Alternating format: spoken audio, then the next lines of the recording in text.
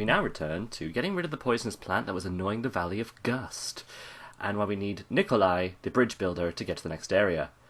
The fly cave is now open, with the fly that stole the guy's lunch, and we picked up a fly. And just went into the inventory and we took it with us. Hello, bees. Didn't know yet that when we get to the frog cave they wanted a fly, so they ate the fly and they gave us the oil, which we then took back to Dais, who gave to Nikolai the oil, and was like, everything will be fine now, go kill the flower. And we did, we killed the flower. Turns out, fire and weed killer. Who knew? We could have done that from the beginning. Unfortunately, Nikolai turned into a horrible Eru monster. We had to beat him up, and then Dais managed to turn him back. Turns out, magic is not an exact science. It's a lot of repetition, trial and error. Actually, it's kind of like science in that way, I suppose. Nikolai built the bridge, and we got to the land of the moles, where we discovered Mogu, the 8th party member, in a trance. It speeds up a lot here because I managed to get to Tunlun, which had a fishing rod that I needed to go fish in Wells to get the dragon sword to go to this dragon temple to unlock the next lot of dragon stuff. Tunlun was weird. Their precious item is the bolster, which allows you to enter people's dreams, and that's where Mogu is currently trapped. I went to speak to the princess, but she was bathing, had to change to day to go speak to her. She said no, went back at night because the password to the safe is on her back. Is that like a thing that she got tattooed because she'd forget it? Is that a birthmark? That doesn't really make sense. Also, we got the password wrong because we were looking at it in the reflection of the water, which is not something I chose to do. Also, it's left to right. In the water, it would reflect as being exactly the same. What's going on here?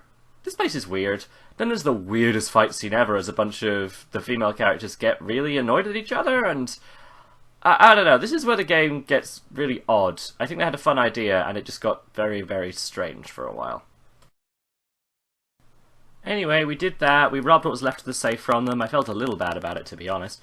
And then we went to Mogu's dreams, where Mogu has separated into 5 different variants of his own personalities. Fear, and courage, and other ones that I've forgotten. There's an invisible maze, which is really cool. It made me have to slow down.